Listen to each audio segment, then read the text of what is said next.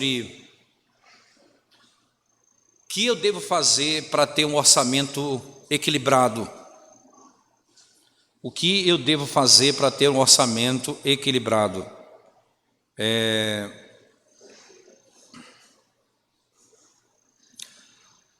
Existe o que se chama, irmãos, despesas discricionárias, né? Alguém sabe o que é isso, despesa discricionária? Já ouviu falar nessa expressão, não? Então, normalmente, você vai lá no Google, põe a expressão mesmo, português, inglês, como está, e é aquilo que você não é necessário, que não é obrigatório, né? Existem coisas que você tem, mas não é necessário, não é obrigatório ter.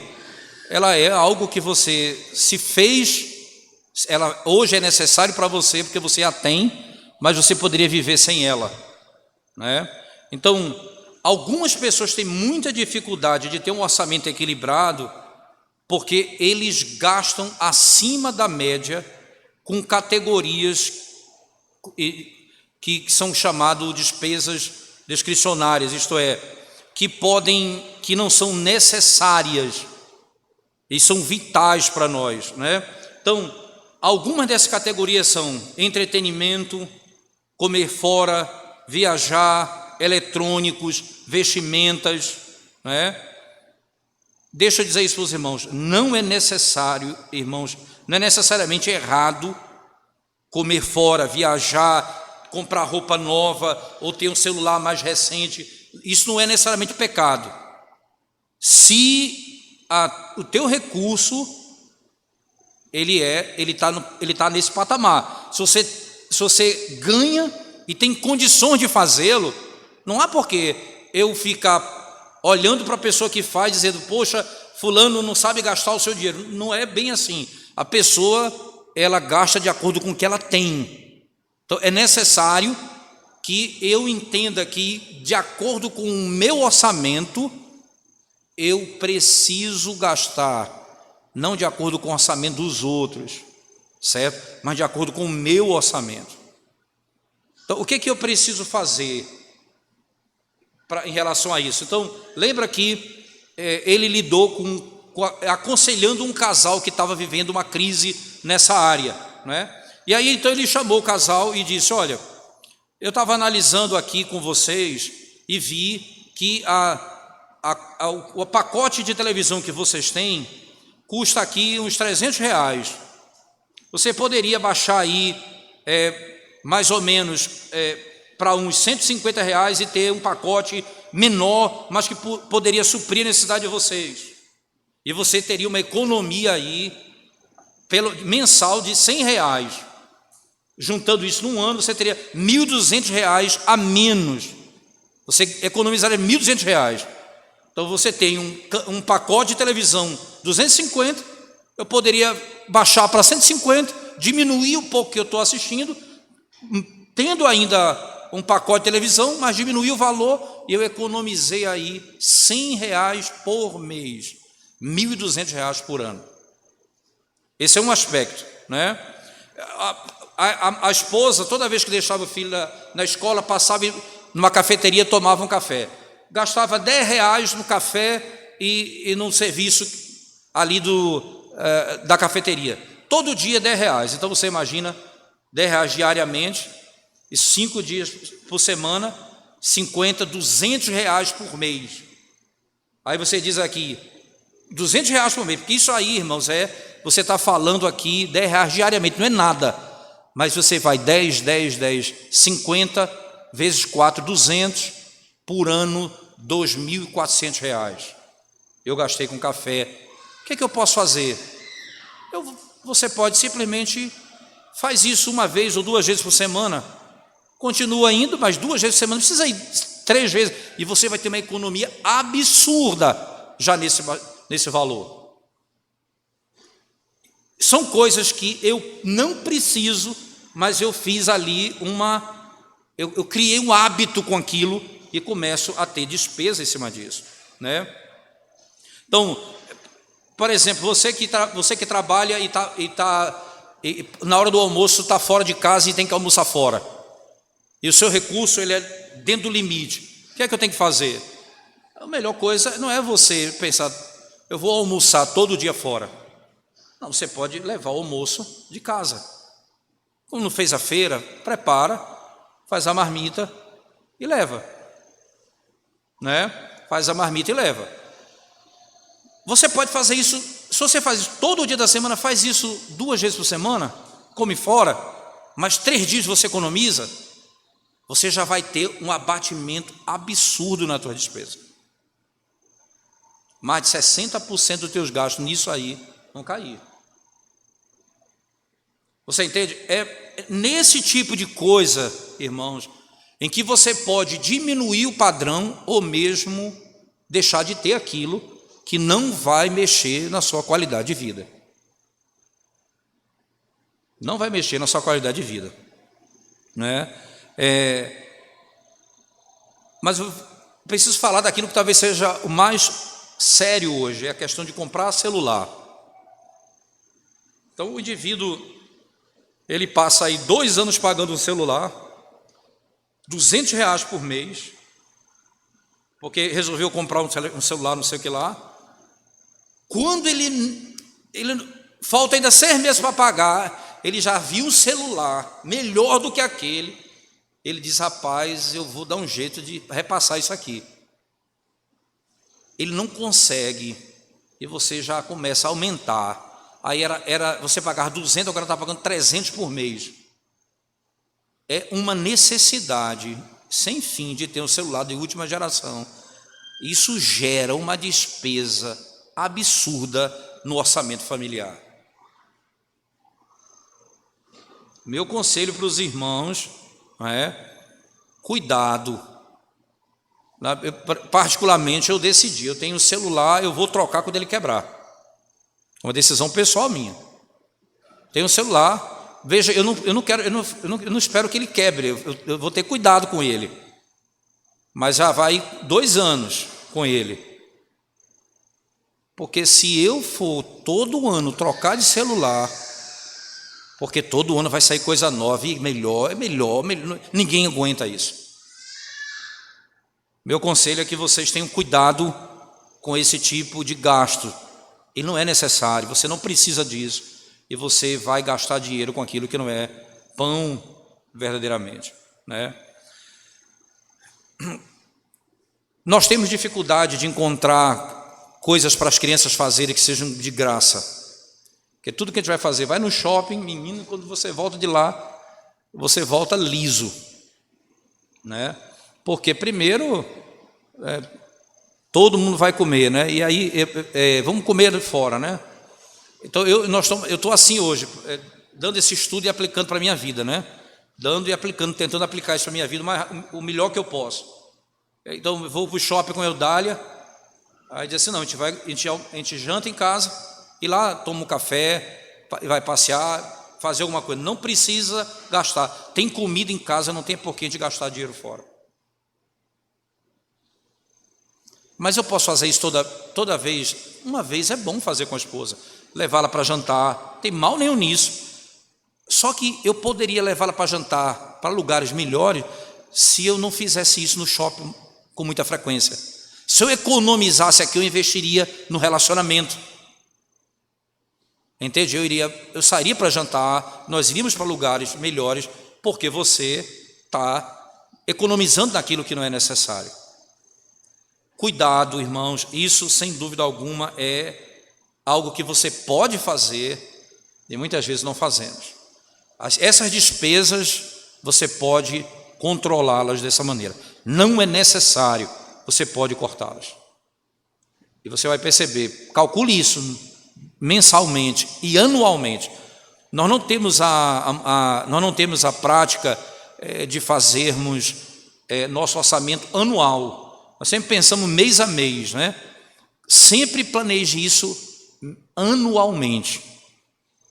Veja quanto aquela economia vai dar no ano, quanto você vai deixar de gastar no ano, e você vai ter uma noção melhor da sua renda e onde está indo o seu dinheiro e como você pode economizar. Algumas pessoas, por outro lado, elas são forçadas a fazer mudanças drásticas no estilo de vida, né? Pessoas que vão ter que mudar drasticamente, pessoas que vão ter que cortar, por exemplo, né? As pessoas que pagam aluguel mais do que elas podem no seu orçamento, né? Então elas pagam um aluguel maior do que elas ganham, mais do que elas ganham. Então, como é que eu resolvo isso? Eu não tenho como resolver senão diminuir, mudar de casa, mudar de apartamento. Eu não tenho o que fazer. Então, não há uma solução mágica. Ou eu vou conseguir um emprego, ou vou trabalhar mais para ter mais dinheiro, que é uma possibilidade, ou eu vou ter que sair daquela casa e ir para outro lugar. É coisa objetiva, não tem milagre nisso. Entende? É algo objetivo. Eu tenho que ter cortes mesmo. E muitas vezes dar um passo atrás, irmãos, para viver no lugar que eu posso pagar, vai melhorar a minha qualidade de vida. Porque às vezes eu moro bem, mas não vivo bem. Porque todo mês, quando vou pagar aquele aluguel, a minha paz se esvai naqueles dias. Eu preciso ter cuidado com isso. A minha renda precisa estar adequada às minhas despesas, né? Outro aspecto importante. Você sabe qual é o grande inimigo de um orçamento equilibrado? Débito, dívida, né? Isso é talvez aquilo que mais pegue as pessoas. Nós temos pessoas com grandes dívidas e com cartão de crédito para poder comprar o que quiser. Hoje você tem aqui no Brasil, ainda já muito forte, né, o FIES, empréstimos pessoais, pagamento de cartão de crédito. O máximo que você puder fazer para eliminar débito, você deve eliminar. Não caia na armadilha, irmãos, de começar a pagar. Veja, isso não é. Qualquer um de nós aqui, qualquer um pode contar essa experiência. Comece a comprar coisa parcelado. Um negócio, outro negócio. Daqui a pouco o teu cartão ele está cheio de parcelas, que praticamente o limite do cartão foi embora. Você precisa cortar, organizar e voltar a viver normalmente. Livre-se dos débitos. Se você está endividado, você não tem como ter um orçamento equilibrado. Você tem que se livrar dos seus débitos, certo? Aqueles que atrapalham, obviamente, a nossa vida financeira. Uma palavra de cautela para aqueles que orientam um ao outro, pastores, presbíteros, diáconos, né? Nós devemos ser cuidadosos, irmãos, para não ultrapassarmos a nossa autoridade. Eu não posso ordenar que uma família abra a sua finança para mim. Eu não posso fazer. Mas eu posso oferecer uma visão correta daquilo. Eu posso dizer a ele, eu estou disposto a lhe ajudar. Se você quiser ajuda. Mas eu não devo demandar dele que me entregue o seu orçamento, que eu não tenho como fazer isso. Eu não tenho essa autoridade de mexer no orçamento das pessoas. Mas que isso é pessoal, isso é de família a família, isso é característica de cada um. Mas quando uma família precisa de ajuda e vem pedir ajuda, isso é importante ajudar, né? Então eu não posso dizer para alguém, compre em tal lugar, então pegue esse pacote de internet. Não, eu posso aconselhar a fazer. Eu não posso dizer, porque ele tem aquele pacote de televisão, eu dizer que ele é pecador. Eu não vou entrar nesse mérito. Isso é uma decisão familiar, tem que ser respeitado isso aí. Então, mas quando eu estiver desordenado e a pessoa for notado isso e você perguntar como é que está a situação dele e abrir e pedir ajuda, eu acho que é natural que se possa ajudar, certo? É natural que se possa ajudar. Agora vamos para a segunda parte, irmãos. O que pode ser feito, não é, para que um indivíduo que falha em seguir o seu orçamento, siga o seu orçamento. O que eu posso fazer para ajudar as pessoas que estão falhando em seguir o seu orçamento? Então, pessoas que têm um orçamento, mas não conseguem segui-lo, não conseguem andar de acordo com ele. Fizeram um plano, mas não andam segundo ele.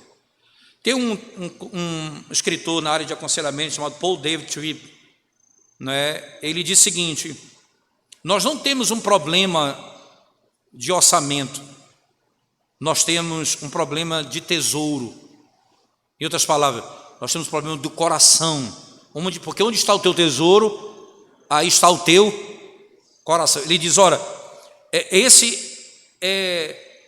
muitos dos problemas financeiros que nós temos, eles têm raízes espirituais, problemas espirituais.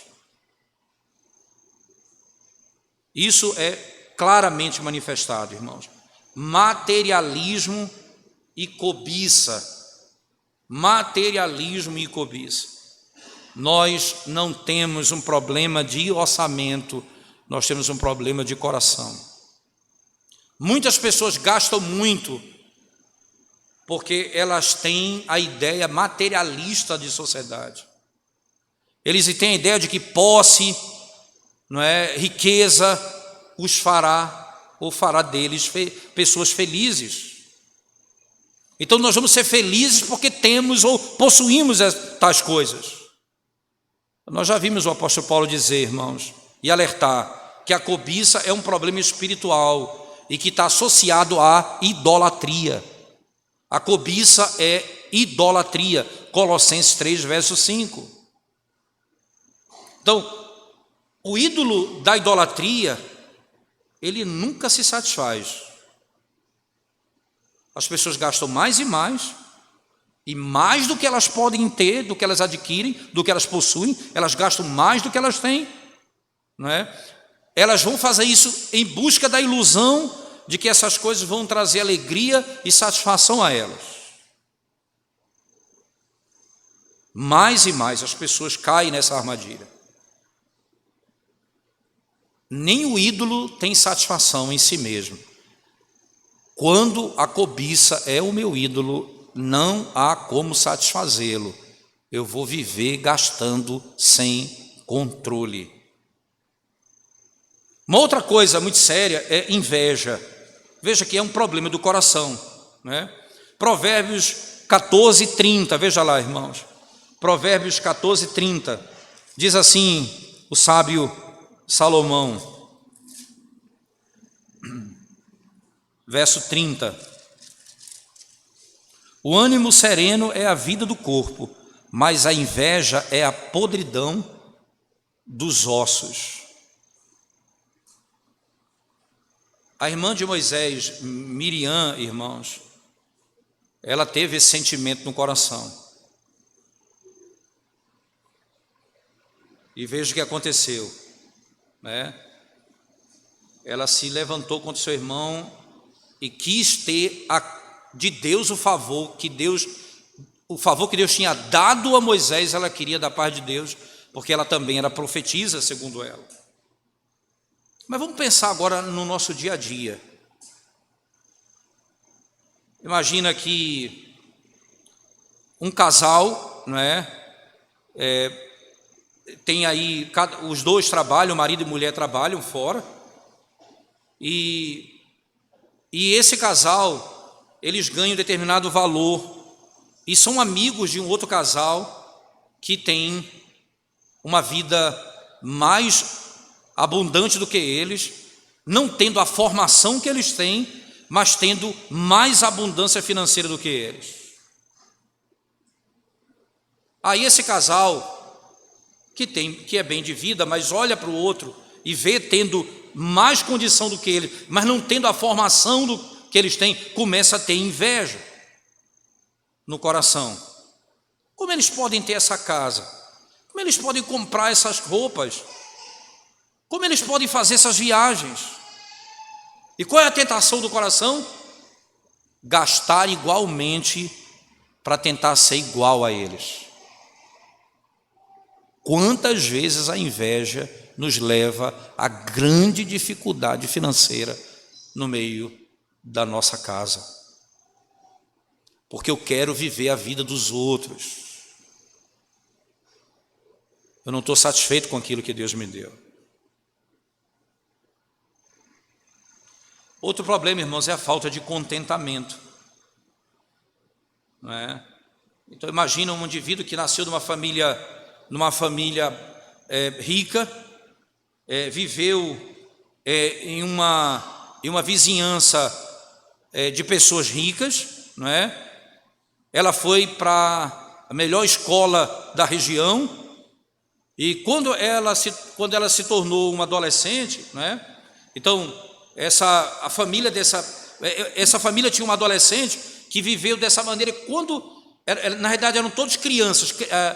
Esse casal, vamos imaginar, tinha 3 filhos, e um deles se torna adolescente. Vivia dessa forma, boa família, boa vizinhança, boa escola. E quando ela se torna adolescente, não é?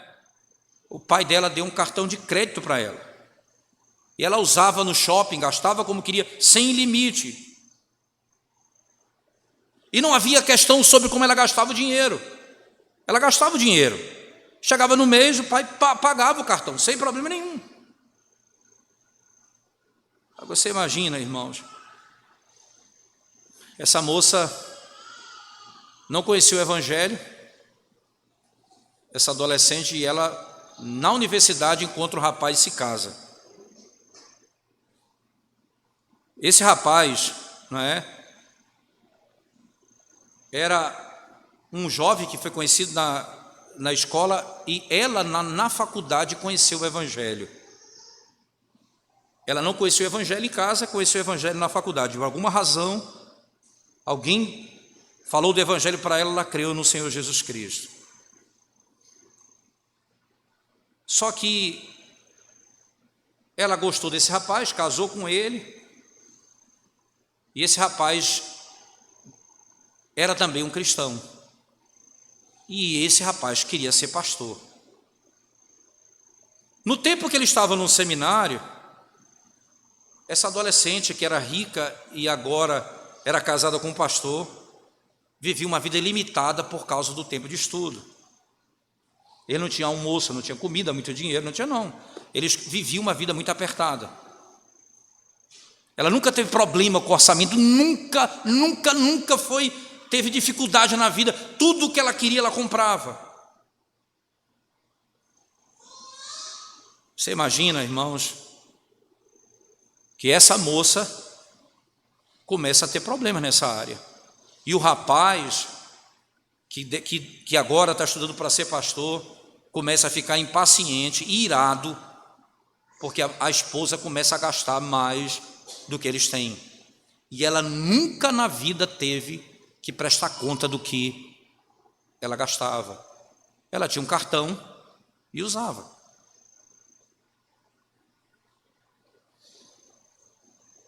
A maneira como nós criamos nossos filhos, dependendo do quanto nós temos, vai gerar muito sofrimento para eles, quando eles constituírem família e não tiverem a condição que nós temos. Nunca prestam contas, nunca dizem o que gastou, porque não precisa, não há necessidade disso. Você vai gerar, irmãos, muitos problemas. E esse jovem, essa moça, ficticiamente aqui, do aspecto fictício, ela é uma que pode parecer com muitos de nós, com muitos dos nossos filhos, muito parecido com nossos filhos. Eles vão ter dificuldade de viver a vida com controle de orçamento. Muita falta de contentamento vai ser revelado na frente quando você tiver que mexer com seu orçamento. Outro problema que é muito comum, que é o problema do coração, é tentar agradar as pessoas, irmãos. Então você vai comprar, vai gastar, vai se endividar para ser aceito e ser amado pelos outros. Já parou? Como normalmente esse pecado comumente é em avós. as avós, é muito interessante isso, deixa eu lhe dizer. Isso não é regra para todo mundo, mas acontece muito, né? Como é que acontece? Mais ou menos, com desejo de ganhar o amor dos netos, o que é que os avós vão fazer? Dar presentes para os netos. Vão dar presentes para ele. E qual a intenção, irmãos? Para que os netos gostem dela.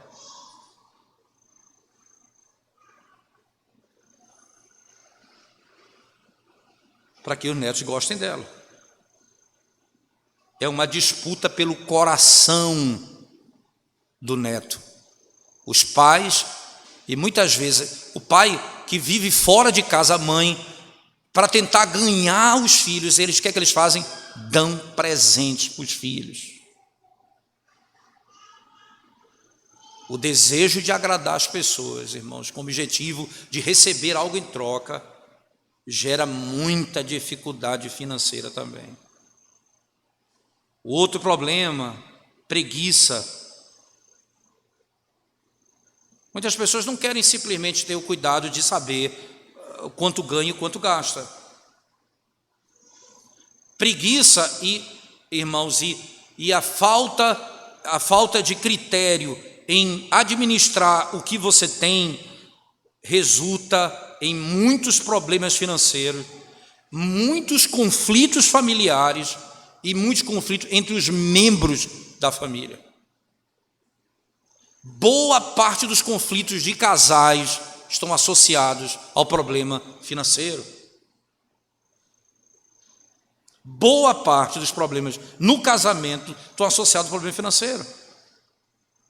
Porque um gasta mais do que o outro, então não há um equilíbrio nisso.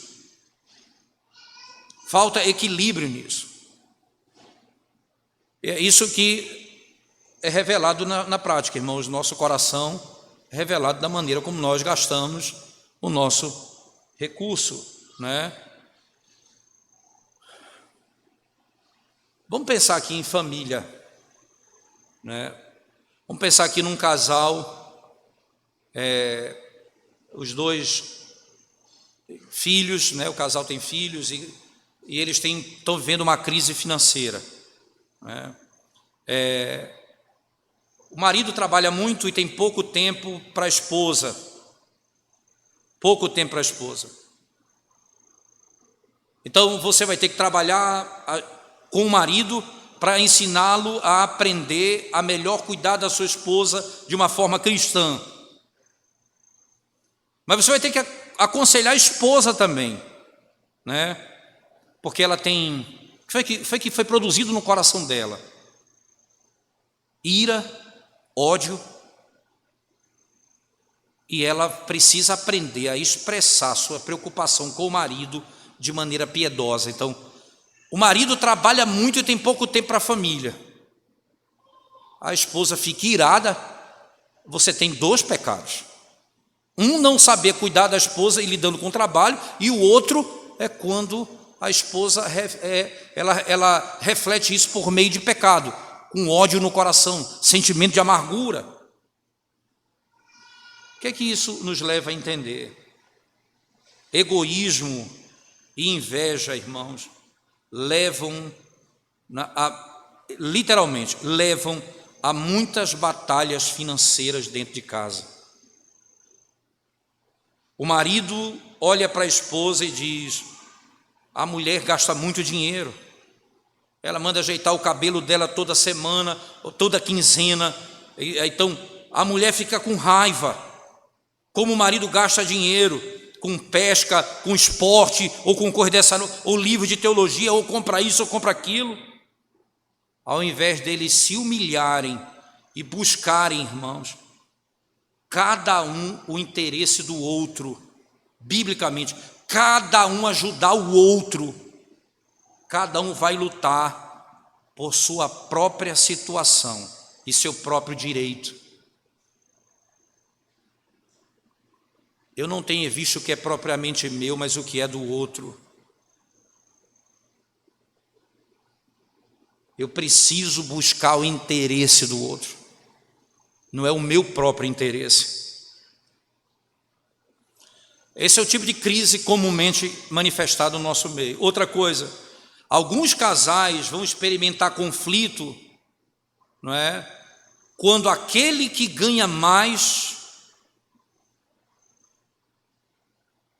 diz o seguinte: é meu dinheiro, eu faço com ele o que eu quero.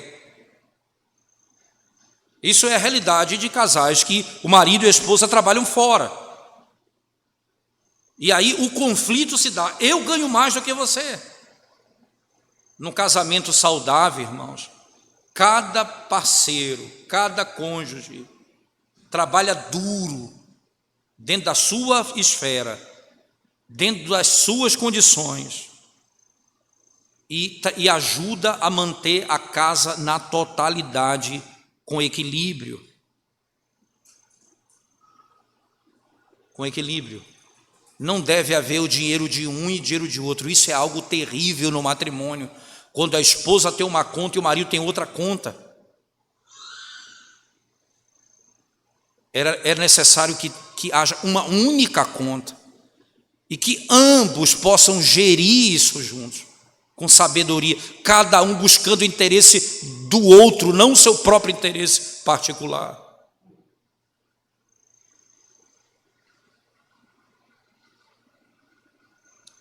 Você sabe que a falha de um dos cônjuges, irmãos, em se manter no compromisso estabelecido dentro do orçamento, pode diminuir a confiança no matrimônio. Quando você faz um planejamento, você faz compromisso um com o outro. Quando um cônjuge não segue aquele princípio, aquela pessoa está quebrando a promessa. Normalmente isso gera conflito dentro do matrimônio. É necessário haver muito equilíbrio nisso aqui.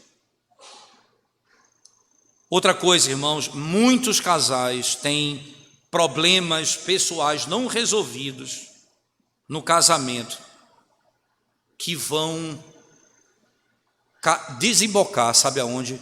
Nos conflitos financeiros. Muitos problemas pessoais no casamento vão desembocar no conflito financeiro. A amargura é algo que ela é construída por muitos anos. Muitos anos. E você vai ver como isso se dá passo a passo. Você não consegue imaginar como você olha para o seu casamento e diz: como foi que nós chegamos a esse ponto que nós chegamos? Eu preciso lidar com os problemas para que isso não caia dentro dos conflitos financeiros da família. A amargura é algo que vai sendo e vai crescendo dentro da nossa vida, passo a passo. Você sabe que você não pode fazer crescer você não pode fazer ou plantar flores no jardim, irmãos, se estiver infestado de cardos e abrolhos, de espinhos. Você não pode plantar, você vai ter que arrancar para plantar. Não adianta você tentar colocar algo bom dentro daquilo se o terreno está cheio de erva daninha. Amargura, ressentimento, isso precisa ser tirado. Partindo para o fim, irmãos, partindo para o fim, muitas pessoas nunca conseguiram viver um orçamento equilibrado na vida. Outros não são de fato muito bons em matemática.